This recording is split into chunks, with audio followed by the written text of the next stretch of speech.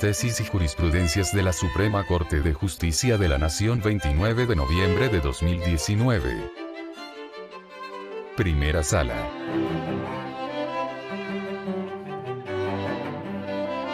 Defraudación fiscal equiparada prevista en el artículo 109, fracción B, del Código Fiscal de la Federación vigente hasta el 31 de diciembre de 2011. La abrogación de la ley del impuesto empresarial a tasa única a partir del 1 de enero de 2014 no implica la supresión del tipo penal relativo. Conforme al precepto citado, será sancionado con las mismas penas del delito de defraudación fiscal a quien omita presentar, por más de 12 meses, la declaración de un ejercicio que exijan las leyes fiscales, dejando de pagar la contribución correspondiente.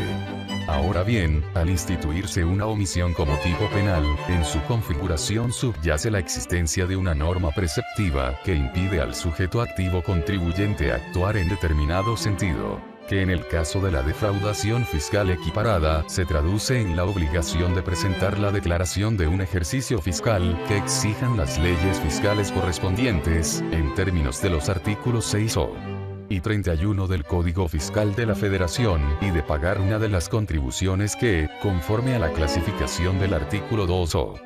del mismo Código Tributario, comprende a los impuestos, aportaciones de seguridad social, contribuciones de mejoras y derechos. Entonces, si bien dentro de los elementos que integran el tipo penal se encuentran los normativos de valoración jurídica, como son la declaración de un ejercicio que exijan las leyes fiscales y la existencia de la contribución correspondiente, y se dotan de contenido a través de las normas fiscales aplicables, dichos elementos no se modifican por virtud de la abrogación de la ley del impuesto empresarial a tasa única, pues el artículo 12º transitorio del decreto por el que se abrogó, los sigue dotando de contenido, ya que establece expresamente que las obligaciones y los derechos que hubieran nacido durante su vigencia deberán cumplirse conforme a los montos, las formas y los plazos establecidos en la ley abrogada y demás disposiciones aplicables, entre otras.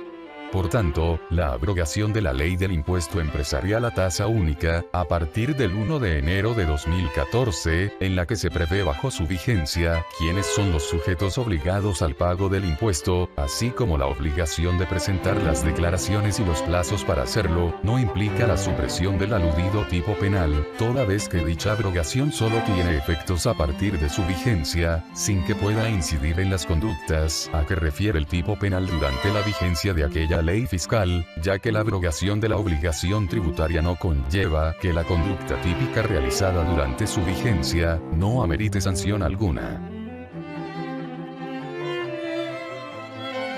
Defraudación fiscal equiparada prevista en el artículo 109, fracción D, del Código Fiscal de la Federación vigente hasta el 31 de diciembre de 2011. La abrogación de la ley del impuesto empresarial a tasa única a partir del 1 de enero de 2014 no actualiza el supuesto de la aplicación del principio de retroactividad de la ley en beneficio del gobernado por supresión del tipo penal.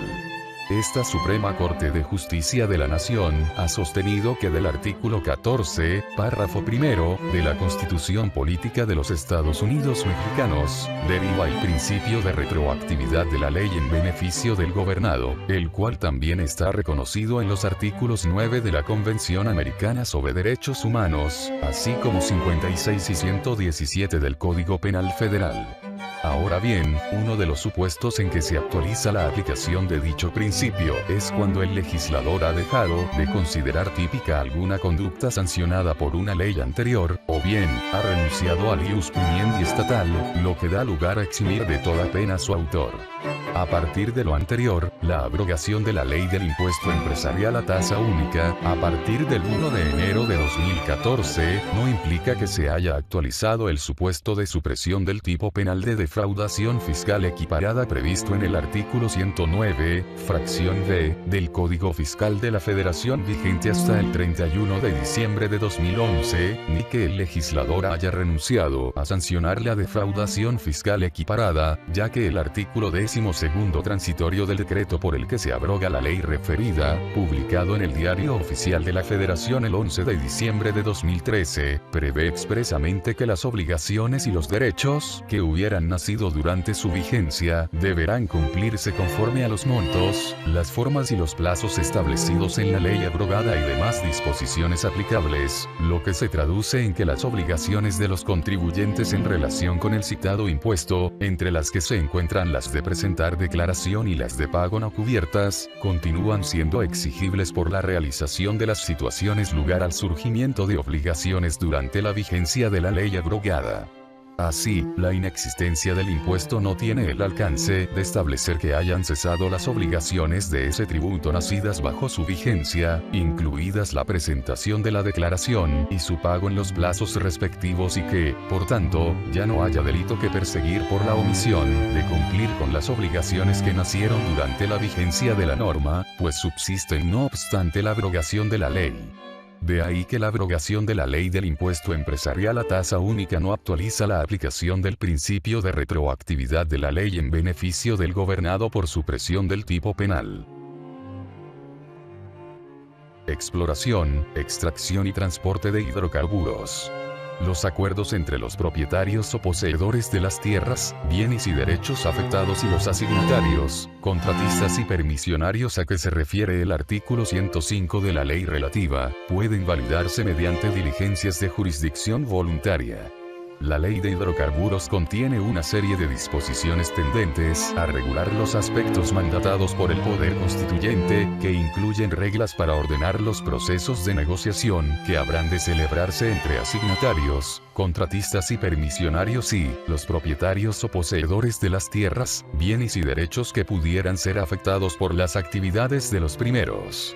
Para cumplir con la finalidad de realizar las actividades inherentes al ramo, la legislación en la materia confiere a los asignatarios o contratistas la facultad para suscribir contratos de uso, goce o afectación de los terrenos, bienes o derechos con sus propietarios, según lo dispuesto en el artículo 100 de la Ley de Hidrocarburos, los cuales deben realizarse de manera transparente y sujetándose a diversas disposiciones previstas en la propia ley, su reglamento y adicionalmente se prevén procedimientos específicos y ágiles orientados a evaluar y, en su caso, validar los acuerdos libremente convenidos. Ahora bien, el procedimiento de validación previsto en el artículo 105 de la Ley de Hidrocarburos no es de cognición contenciosa, donde intervengan dos o más partes con pretensiones opuestas, sino que se trata de un procedimiento en el que la actuación del juez se limita a verificar si el acuerdo alcanzado por las partes, contratista o asignatario y el propietario o titular de los terrenos, derechos o bienes que serán materia de uso, goce o afectación por la constitución de una servidumbre voluntaria, cumple con las formalidades previstas en la Ley de Hidrocarburos, en su caso, en la Ley Agraria y en las demás disposiciones aplicables, pero no dirime una disputa entre partes.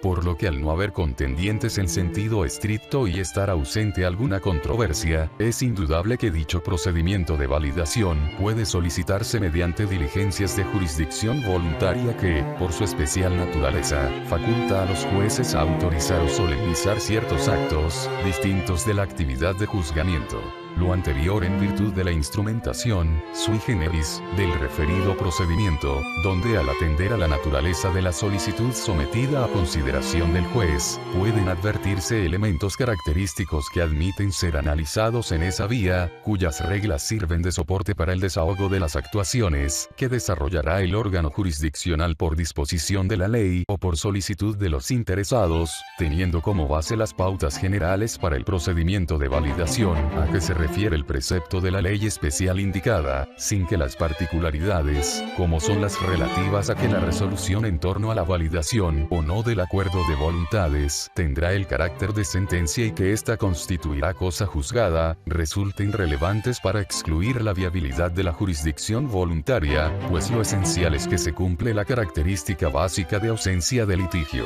De manera que al atender a la importancia del análisis que se haga del convenio y en virtud de que lo que se busca es brindar la mayor seguridad jurídica posible, el procedimiento regulado para el trámite de las diligencias de jurisdicción voluntaria es legalmente apto para solicitar la revisión y, en su caso, validación de los acuerdos que regula el indicado artículo 105. audiencia de juicio oral y sentencia definitiva.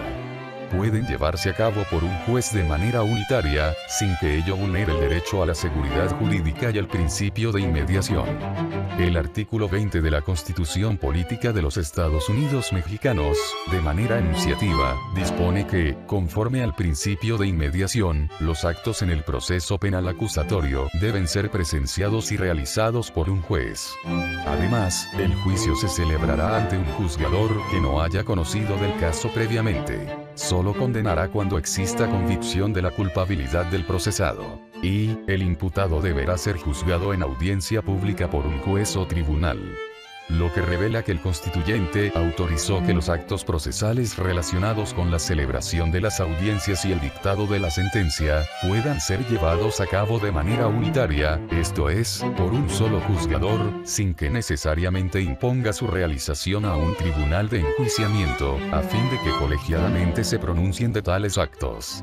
Por lo tanto, el artículo 403, fracciones y X, del Código Nacional de Procedimientos Penales, al prever como requisitos de la sentencia, el nombre y la firma del juez, no es inconstitucional, porque la circunstancia de que el imputado deba ser juzgado en audiencia pública por un juez, dota de seguridad jurídica esos actos procesales, y maximiza el principio de inmediación como componente del debido proceso y respeto de los derechos del imputado.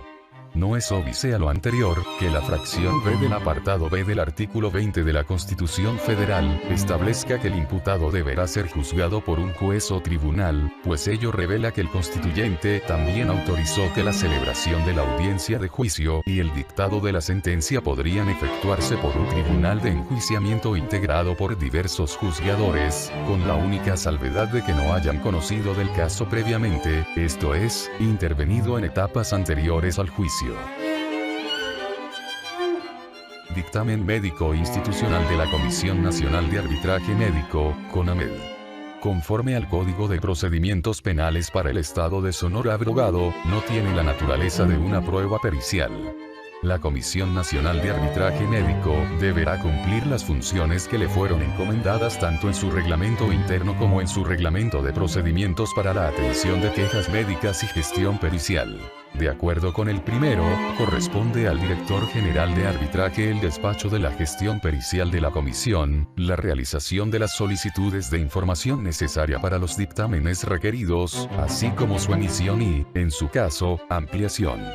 Por su parte, el reglamento señalado en segundo lugar establece las modalidades a las que está sujeta la emisión de dictámenes, y sus disposiciones son de carácter obligatorio para los servidores públicos de dicho órgano. Ahora bien, la prueba pericial tiene por objeto que una persona calificada, con conocimientos especiales en una ciencia y arte ilustre al juzgador en cuestiones técnicas que escapan a su pericia y conocimiento, a efecto de explicarle en forma detallada y a su alcance aquellos aspectos complejos que exigen una preparación especializada y que resultan necesarios para que con ese aprendizaje pueda, por sí mismo, efectuar los razonamientos técnicos o científicos y elaborar un juicio propio sobre cuál de los peritajes es el correcto cuando no son coincidentes. En ese sentido, los artículos 212 a 230 del Código de Procedimientos Penales para el Estado de Sonora abrogado, regulan la prueba pericial, y destacan como aspectos relevantes que ésta se efectuará para el examen de personas, hechos u objetos que requieran conocimientos especiales. Deberán intervenir 2 o más expertos en la opinión, pero en casos urgentes solo uno. Los requisitos para ser perito. Se optará por las personas que desempeñen ese empleo con nombramiento oficial y a sueldo fijo o bien en personas que presten sus servicios en dependencias o entidades del gobierno estatal, en universidades del estado o que pertenezcan a asociaciones profesionales reconocidas en este. Deberán aceptar el cargo y tienen obligación de protestar su fiel desempeño ante el funcionario que practique las diligencias. Asimismo, señala que deberá constar por escrito en el que se enuncien su objeto, la explicación de los experimentos, pruebas, técnicas o actividades realizadas para determinar la situación material de la prueba y las conclusiones sobre el tema. Además establece la posibilidad de que el funcionario que la practique y las partes puedan formular preguntas pertinentes sobre la materia objeto de la pericia, y se prevé la posibilidad de celebrar una junta de peritos, cuando sus opiniones discordaren con la finalidad de que dialoguen, sometan a escrutinio sus conclusiones, controviertan las de otros y en lo posible, se pongan de acuerdo respecto de los puntos a dictaminar, las metodologías empleadas y las conclusiones emitidas. En este contexto, se concluye que si las disposiciones normativas internas del órgano desconcentrado denominado CONAMED limitan diversas formalidades en materia probatoria, para efectos del proceso penal, la opinión sustentada por dicha institución no obstante ser emitida por un perito en materia de salud, no tiene los alcances ni reúne los requerimientos legales de una prueba pericial para otorgarle el valor probatorio como tal, conforme a los lineamientos del código citado, toda vez que no permite conocer la identidad de quien realizó la opinión institucional, es decir, no existe certeza de quién es el suscriptor del dictamen, ni tampoco que éste comparezca ante la autoridad en una diligencia formal. Además impide que el juzgador cumpla con su obligación de someter el arsenal probatorio al principio contradictorio en beneficio de las partes, verbigracia, permitir a la defensa del inculpado que en las diligencias conducentes, interrogue a los peritos, formule observaciones o refutaciones a las consideraciones que los expertos hayan aportado al juicio, pues no debe soslayarse que los señalamientos que estos pueden exponer en sus dictámenes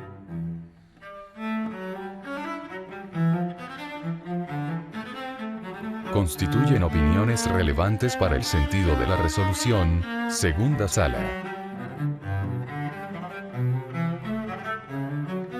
Policía Federal. Los requisitos establecidos en el artículo 19, fracciones XVI, de la Ley de la Policía Federal, para restringir el uso de medicamentos controlados por parte de los elementos de esa corporación, resultan justificados. La fracción señalada prevé como requisitos para el uso de medicamentos controlados por parte de los elementos de dicha corporación, la autorización mediante prescripción médica, avalada y certificada por los servicios médicos de la Policía Federal. Ahora bien, dichos requisitos resultan justificados, pues el hecho de que el uso de medicamentos controlados se supedite a la prescripción médica previa resulta acorde con la legislación general en materia de salubridad y uso de fármacos, y tiene como fin específico salvaguardar la integridad policial y el régimen disciplinario de la institución, en tanto que el uso irrestricto de los referidos medicamentos podría afectar el raciocinio y la conducta de los policías en servicio. Máxime que ello resulta acorde con el artículo 226, fracciones I y tercero, de la Ley General de Salud y la Farmacopea de los Estados Unidos Mexicanos. Así, con independencia del órgano de salud que emita la prescripción médica, serán los servicios médicos de la Policía Federal quienes en cada caso valorarán, tanto las afectaciones médicas que padezcan los elementos de la corporación como la pertinencia de los medicamentos prescritos, cerciorándose de que estos resulten congruentes con el padecimiento y, en su caso, certificarán su uso racional, con la finalidad de garantizar exclusivamente que su consumo no interfiera con el desempeño de la función policial, privilegiando en todo momento el derecho a la protección de la salud de la persona. Comisión Nacional Bancaria y de Valores. Los artículos 5 de su ley y 355, fracción primero, de la Ley del Mercado de Valores no le otorgan facultades para requerir información sobre comunicaciones privadas. La Comisión Nacional Bancaria y de Valores puede requerir de las entidades sujetas a su supervisión toda clase de información y documentación relacionada con la inspección, vigilancia, prevención y corrección que tiene encomendadas, la cual tiene como propósito la observancia estricta de las disposiciones de la ley aplicable, respecto de las operaciones que celebren las personas físicas y jurídicas sujetas a inspección, sin que este tipo de información pueda versar sobre comunicaciones estricta y exclusiva dentro del ámbito privado o personal de los promotores o empleados de las instituciones de que se trate, porque esas comunicaciones no corresponden a las funciones que desempeña la comisión. Por el contrario, la comisión sí puede requerir y obtener las comunicaciones grabadas, aun y cuando en estas se contengan el nombre del cliente, su domicilio, clave de registro federal de contribuyentes, montos y tipo de operación y cualquier otro dato considerado personal o protegido, como los secretos bancario y fiduciario, porque tal solicitud se realiza precisamente en ejercicio de las facultades de inspección, vigilancia, prevención y corrección de las autoridades financieras.